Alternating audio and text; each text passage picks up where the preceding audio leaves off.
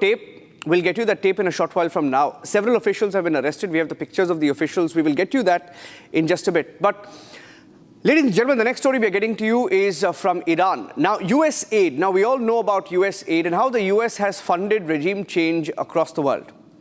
In Bangladesh, in Nepal, and now it appears even in Iran, whatever's been happening, there are some details that we've picked up of how USAID funded who is now one of the biggest critics of Iran.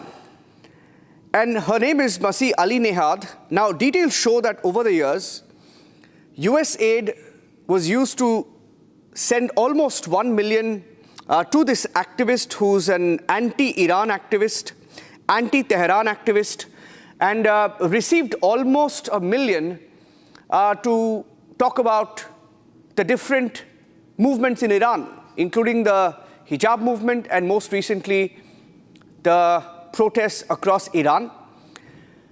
Let's go across to my colleague Ishita joining us.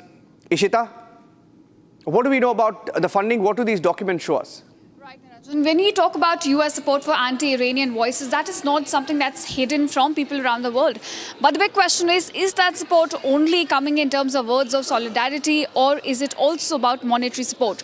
Now, the numbers Republic has access to show that Masih, who happens to be one of the most vocal anti-Khamenei voices from Iran, she has been funded, in fact, by USAID over the years. Now, USAID happens to be a tool that Washington has used over the years to propel anti-regime operations. We have seen that happen in Nepal, where the organizations which are backing the Gen Z revolutionaries, they also have found to links with USAID. Even in Bangladesh, Unis's Grameen Bank had links with USAID, and now links with the USAID and Iran's most vocal critic of Khamenei has come out. We have access to numbers, and we see over 1 decade, about $1 million were funded to her to propel protests in the country. In fact, you see Masih was the face of 2014 Wednesday campaign in the country. Wednesday campaign was a campaign against compulsory hijab, one of the most biggest protests that Iran witnessed, in fact, back in 2014.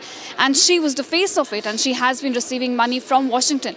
Now, interestingly, she also addressed a UNSC a few days back, and she talked about the oppression going on against the protesters in Iran. And she clearly stated that she's not an agent of America, but she's thankful to Washington for the protection that she's been granted, because there have been, attempts again on her life over the years. But you see, numbers tell a different story. She has also been receiving money from the US through USAID to engineer protests in Iran. Yes. Okay. Thank you for that. Thank you for that. That was a story, interesting story, because she's been the face of all the comments that have been coming in against the Iranian regime. It appears that she is Iranian, and she is now an Iranian American, has moved to America, but has been the voice in the face of these protests. Interesting that even she was paid by USAID millions over the years. That's it on this edition of the Live Reporting. Short break. Back with the headlines in just a few minutes. Stay tuned.